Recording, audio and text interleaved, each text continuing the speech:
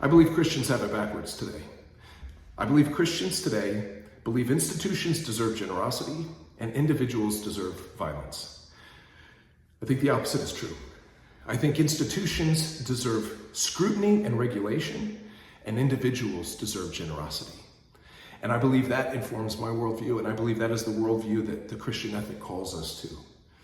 I believe institutions are fertile ground for oppression, for marginalization, and for victimizing those who are weak or voiceless. And I believe that we're called to stand up for those people. And that in order to do that, we have to go out into the world and look at the institutions and where the power has shifted away from the individual and regulate that, scrutinize that, create a new kind of system or order that brings fairness back to the individual. We see violence happening everywhere. Large institutions going to war, nation states going to war, students and teachers protesting on college campuses, and institutions coming in with violence to put down protests. Violence begets more violence. We see it everywhere in the world. So what's the cure for this violence? How do we regulate institutions when violence seems to be the answer? I think peace is not active enough to be the antidote to violence. I think what's really required to undo the contagious nature of violence is acts of generosity.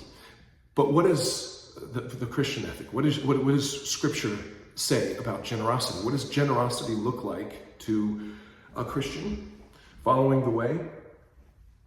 It would look like justice and righteousness. Justice and righteousness.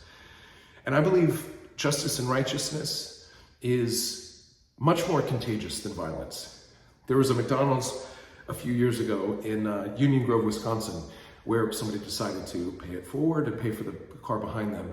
And this chain of generosity continued for 23 cars. I've yet to hear a story where somebody say, I'm punched in the face unjustly. I go and punch the next 23 people I come across in the face. Like, it's almost laughable to think that violence could perpetuate that far into the future. It seems to fizzle out much earlier than generosity, acts of generosity do. But what is righteousness and justice? Tzedek, the Hebrew word for righteousness, this refers to an ethical standard that brings about right relationships between others, treating people as the image of God. Mishpat, the Hebrew word for justice, could refer to retribution. If you commit a crime, you go to jail. That's sort of what we think of as justice. But really the idea goes much further. It's something restorative. Going out of our way to seek the vulnerable who are being taken advantage of and helping them.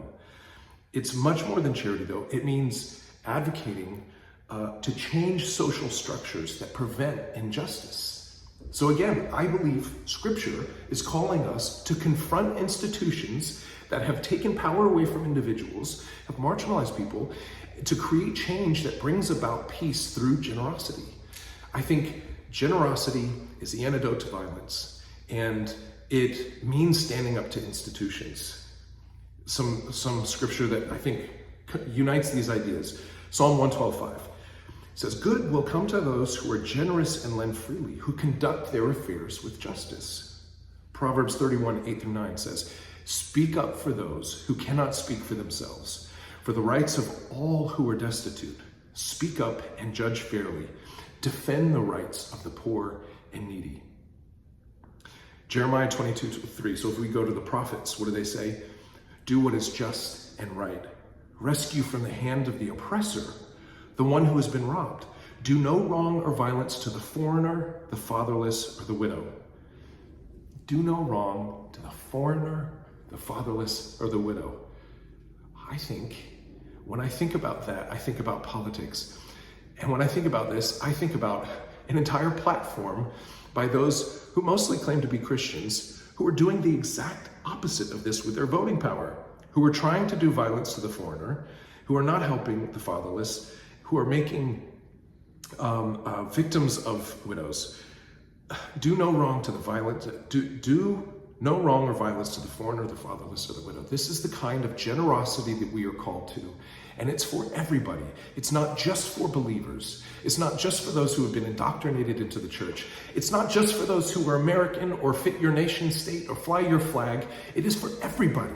If you want to see violence flee the world, be more generous to everybody.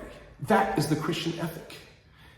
That is what I don't see happening. And when I speak up about it in my own ways, I'm met with violence.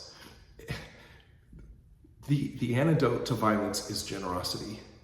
Generosity is owed to individuals, not to institutions.